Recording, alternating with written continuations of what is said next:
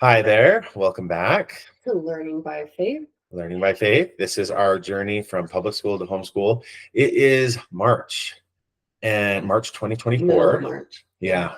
And so we've been at this for several months now, which is really great. And we have had lots of thoughts the last few weeks, but it's been a while since our last video, mainly due to we've just been so busy.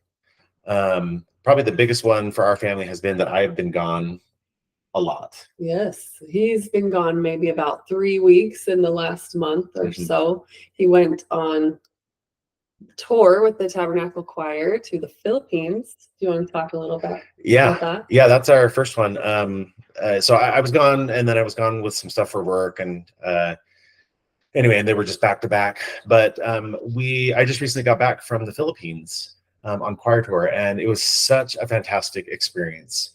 Not only musically, which I'll talk about here in just a minute, but just to go and experience the Filipino culture.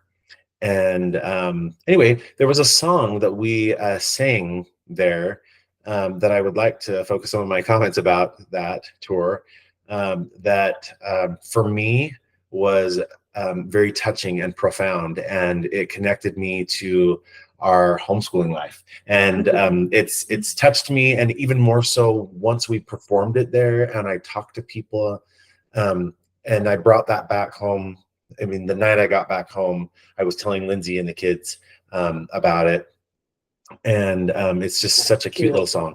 So the song is called Bahay Kubo, and Bahay Kubo is the iconic Filipino stilt houses. You can Google it. I'll show you one here in just a minute. But the song that we sang is just listing off a bunch of vegetables. We're just singing. It's actually kind of a children's song, but it's a folk song from the Philippines, and mostly children sing it. But everybody in the country knows it, from what I've understood. And this idea of the Bahay Kubo is that Bahay Kubo are these stilt houses, and that's what the traditional people lived in. And they not only did they have these stilt houses, but they also lived off the land, so they farmed the land, and they had their family all gathered around. It was kind of a simple life, where it was just like the spirit of togetherness with their family. Anyways, that's pretty much anyways, and they list all these vegetables, and we're singing all these vegetable names. And so on the surface, that doesn't sound like a very interesting or musically exciting song. But in fact, when we sing the song, Mac did an arrangement that was a little bit more sweet and tender feeling and reverent. Yeah. I think that was what he was trying to go for, was just give them a sweet, loving. It sounds like a lullaby. It does. It totally sounds like a lullaby. In fact, I sang it to my kids last night when I put them to bed because I love it so much. Anyway, but when we were singing it, the people there started clapping in between the song. Yeah, it's a happier tune, upbeat rhythm. But Mac did his a little bit more slower, tender, and sweet. And so that was kind of fun and funny to listen in the concerts to see how we were trying to portray the song and how they were used to clapping and doing with it. So I think they could tell that it was slightly different. But here's the cool thing.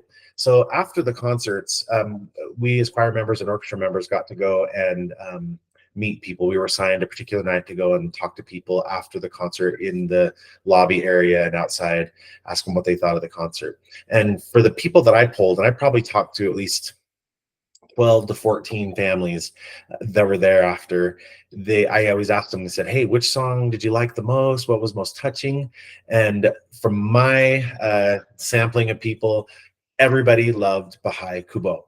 There's something about people hearing a beloved song in their native tongue sung by the Tabernacle Choir.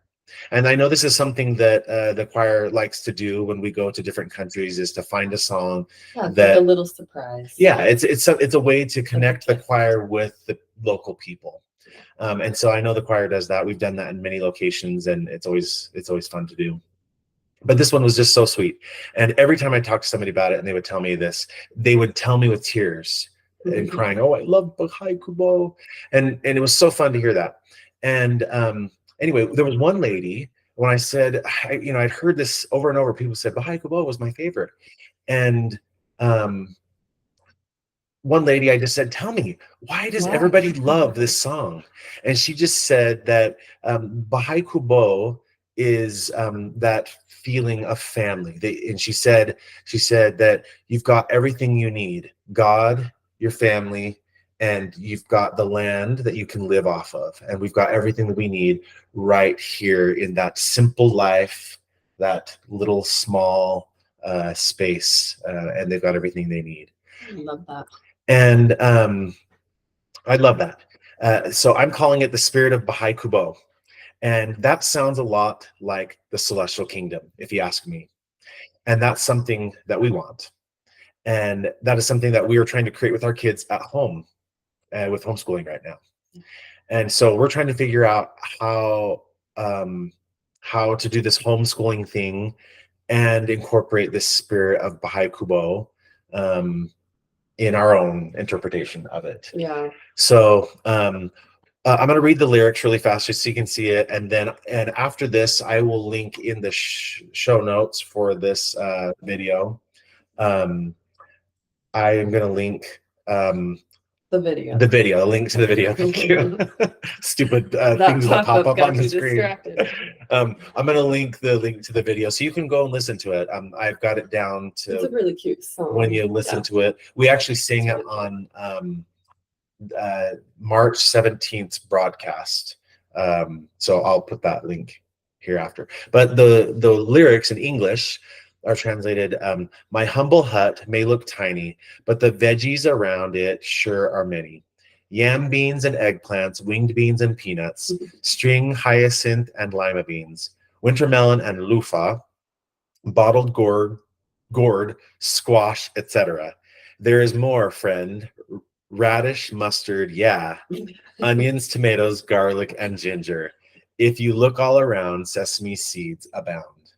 Again, looking at the lyrics is not something. But there's like a feeling of like abundance in those lyrics, and like just them being so grateful for all that they have, even though it doesn't sound like a ton. Yeah, and something I didn't know or understand until I got there, and I did a fair amount of getting out and about, is that the Filipino people are probably some of the warmest and friendliest people.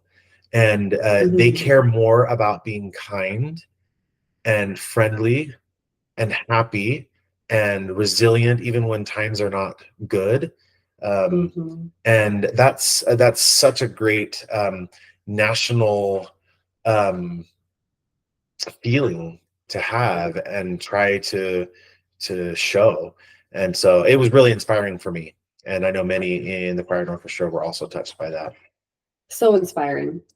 Yes. That he bought a painting. Oh, yes. Yes, thank you. I forgot we had this. Painting. So I got this painting at a market. And look at these cute little Bahay Kubos. You can see they're here. And then you can see the people that are gathering. They're in the rice fields. But they're just working the land. And they're just all there, happy and content. This lady's got a smile.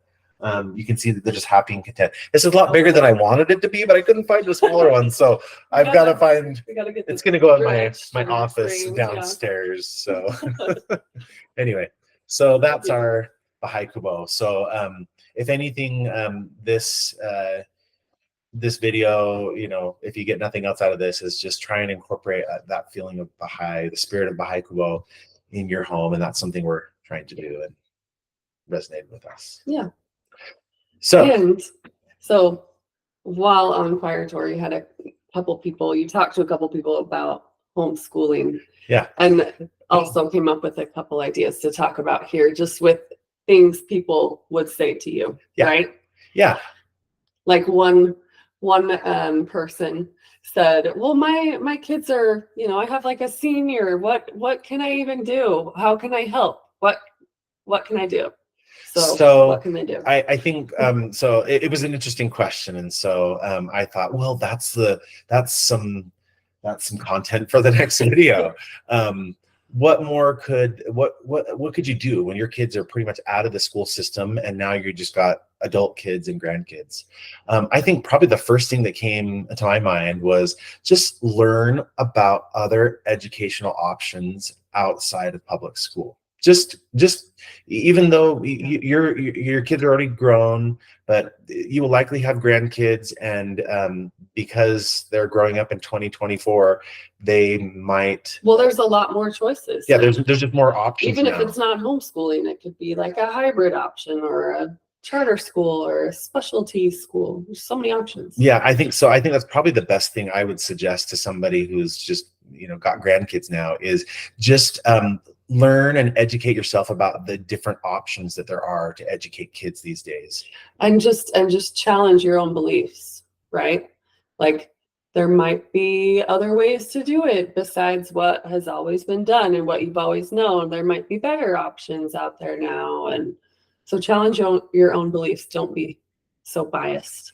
Yeah, and I think that if you challenge your own beliefs, you'll be in a spot too that if your kids come to you someday and say, hey, with our kids or your grandkids, that we're going to consider another option, you can support your kids and grandkids in those because you have already kind of researched it and understood, oh, that's what public schools are, that's what charter schools are, that's what private schools are, that's what homeschooling is, that's what online options, all these different ways that you can educate kids.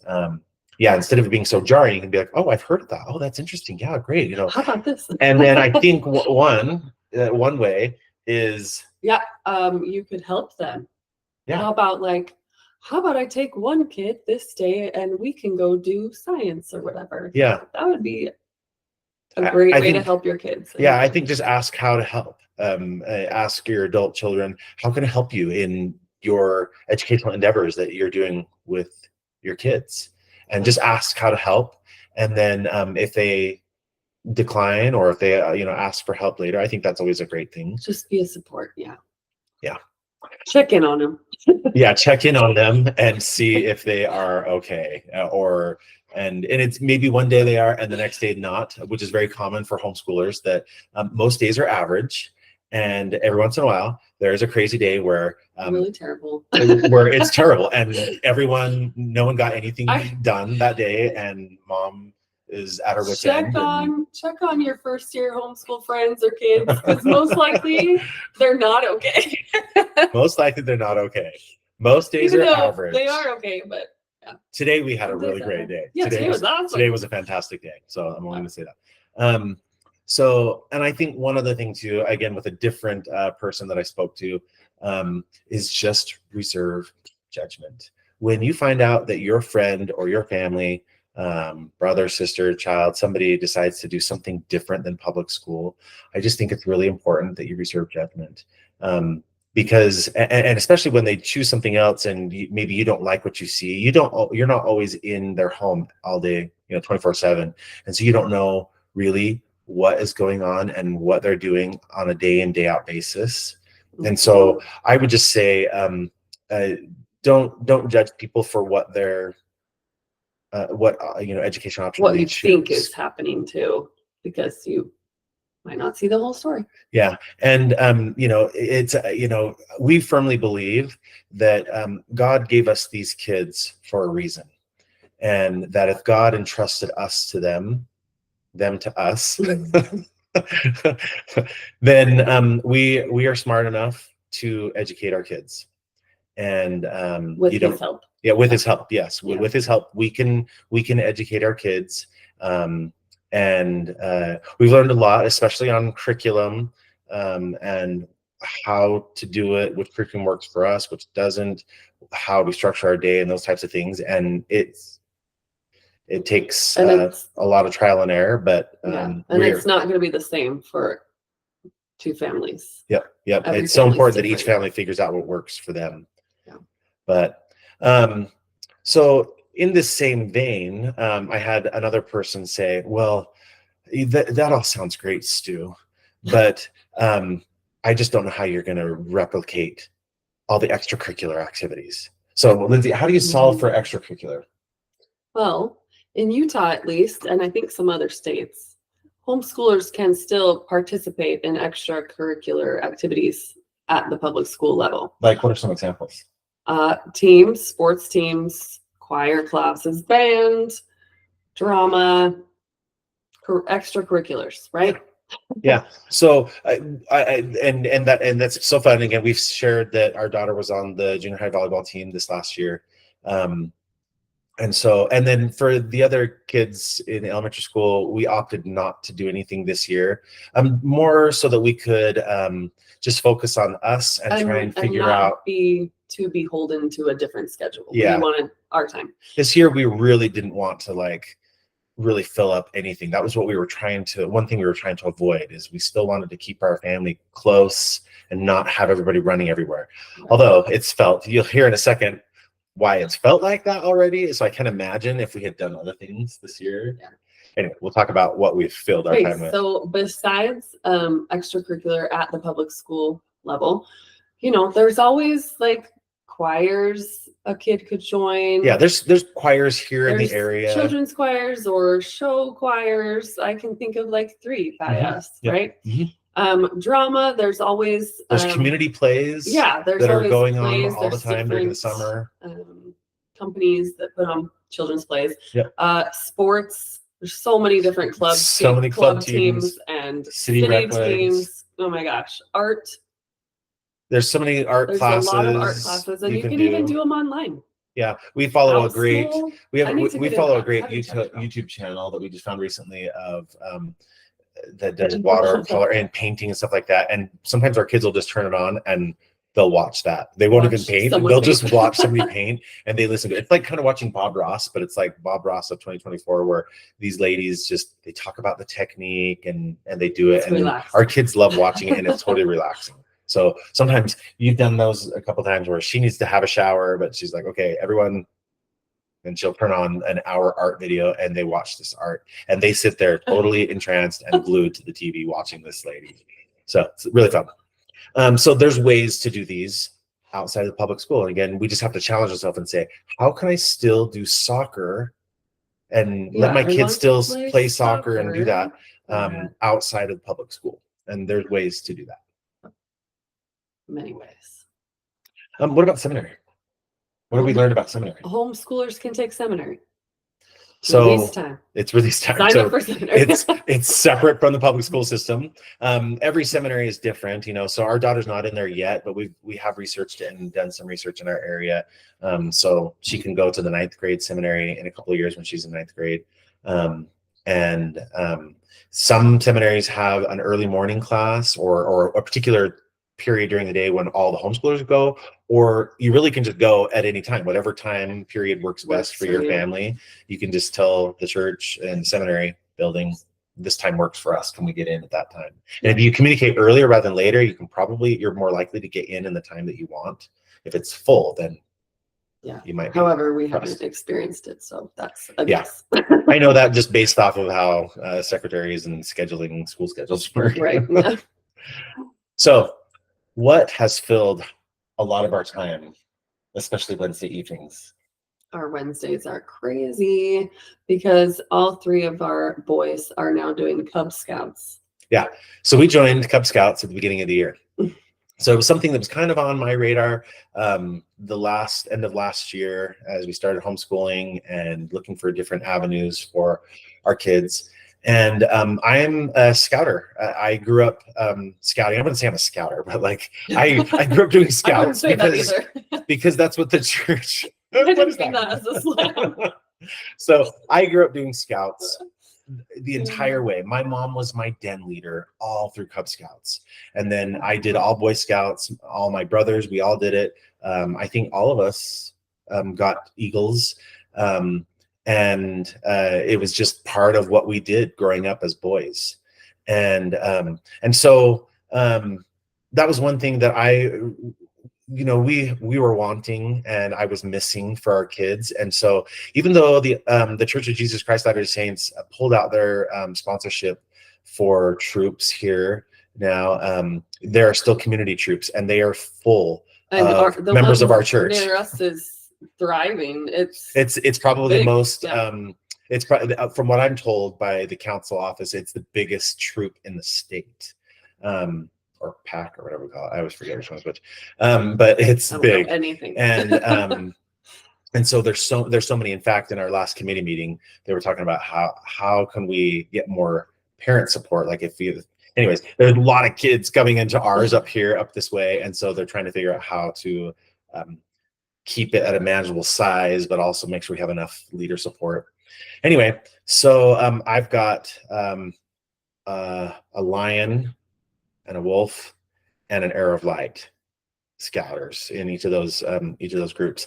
And it's good because it's a little more consistent than activity days, where that's only twice a month and sometimes it gets canceled.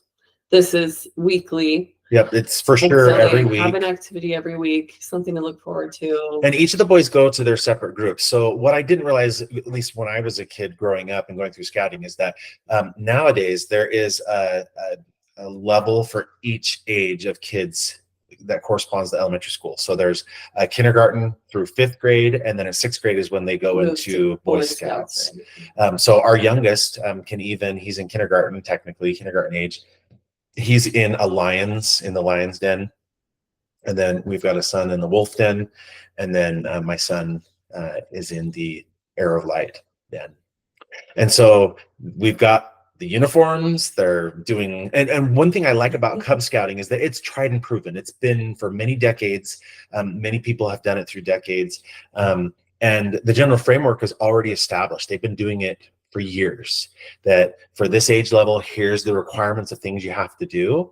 And what I love about it is that there's things that they learn, there's things that they get to try, there's fun activities. Every activity is fun, and there's lots of boys and they do lots of things together.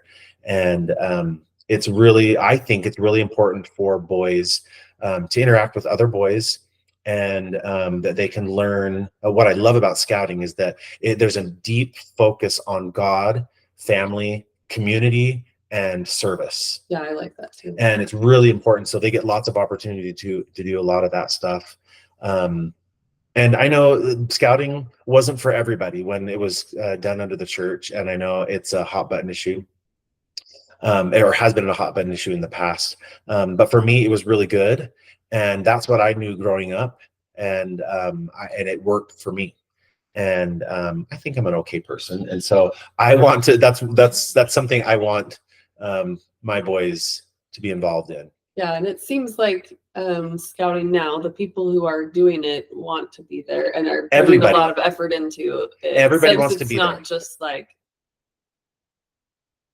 expected, yeah. And just like something that they have to do. Yeah, before it was just something everyone had to do, and then sometimes you get 50% of the boys to come out, but everybody comes to the community troops because we're paying for it. Each family is paying for it, or at least their portion that they have to pay. So we want to be there because we're actually putting our own money into it. And people show up to everything. So we did the Blue and Gold banquet last month, which was so fun. And the boys just had a blast, and they are loving it. That was my first Blue and Gold banquet.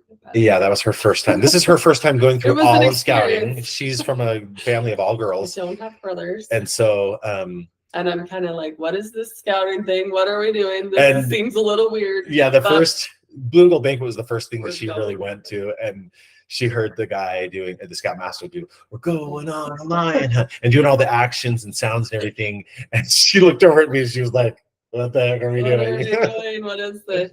But they seem to love it. The boys ate it up. They absolutely love it. I looked at all the boys around us, and they were all just loving it and doing it. And it's a favorite time. So they look forward to it every week. They do, but it makes our Wednesday nights crazy. So, yes. And I'm one of the co-leaders of the Lions, or of the Lions. So lots to do there. But that's another thing that we've done recently. Yes. So yay for Cub Scouting. We just wanted to show this awesome book that we use at breakfast time during our morning devotional. When do we do the morning devotional? At breakfast time. No, we usually, while we're eating breakfast, one of us will like lead out like a scripture discussion. We'll do our come follow me for the day. And then we'll talk about one of our manners for the week. If you haven't seen this yet, it's called 52 Modern Manners for Kids. And it's by Brooke Romy. She's awesome. She's also got a couple Who's Brooke? modern I think I recognize her manners name. for teens. She was like a blogger, author. I swear I saw her in some columns in like the Desert News and stuff like that. She may have written. Oh, some I in the think Desert so, News. probably. I don't know a ton about her, but Okay. anyway, it's a cute little tabletop book, and it just sits open all the time with a reminder of the manner for the week. And So it's tell them so how we do cute. it. So when we sit down and do we it, how do we flip do it? a new one every week. There's 52. So we do one a week, and we read it every morning. Really get it into their mind. Yeah. And it just says like a cool manner. Like some of our favorites so far have been like telling versus tattling. When is it okay to tell? And when is oh my gosh, when is it this is tattling? so great. And then when a kid comes to tattle to me, I'm like, well, are you telling or are you tattling? It's awesome. So it has, reasons to do this rule, and then some examples. And then examples. So like, what should you do when? Another one we've liked is control your volume. Our youngest needs this so bad. He's very loud. And so a lot of the time, like, control your volume. It just gives me something to say and to focus on every week. It helps me too. Mm-hmm. It helps all of us. I think there's something every week that all of us can learn from. Another one is like, be polite with food. If you're at a friend's house or whatever, introducing yourself, just really basic manners that sometimes you just space out and think, well, they should already know that, but maybe they don't. And you might need this book. And we're not getting any kind of like kickback from this. No. Just what's kickback? I don't know. I don't get anything at homeschooling like that. No help or support. Again, it's a really great, and it literally just sits on our table. When we finish and clean the table and put everything back on the table runner back on, and it sits out there. It's always out as a reminder. Reminder for everybody what the focus is this week. And that's just part of our morning devotional breakfast time. Yeah, so that's what we've been loving there. Yeah, we usually try and eat breakfast at 8 a.m, and then it's sitting down. We hope to be sitting down by 8 a.m.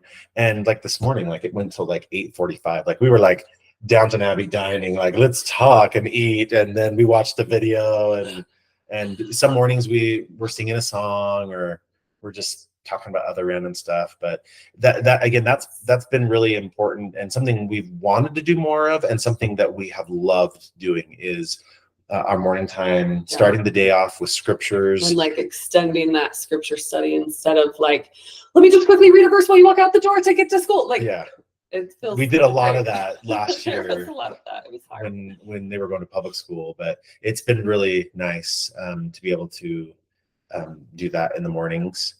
I can do it most mornings, but every once in a while I have an early morning meeting that I have to get to. And so sometimes I have to bow out, but for the most part, I try to be there as much as possible for our breakfast and devotional. So anyway, so that's our latest update. Sorry, it's a little bit longer today, but we're hopeful that there's one or two nuggets here that might be helpful to somebody at some point. So if you have any other suggestions on or comments about any of this, we'd love to hear them. And if you have any other suggestions for us for future video topics, I mean, we've got a running list of stuff, but if you have any ideas, we sure appreciate them. Thanks. See you next time. Thanks.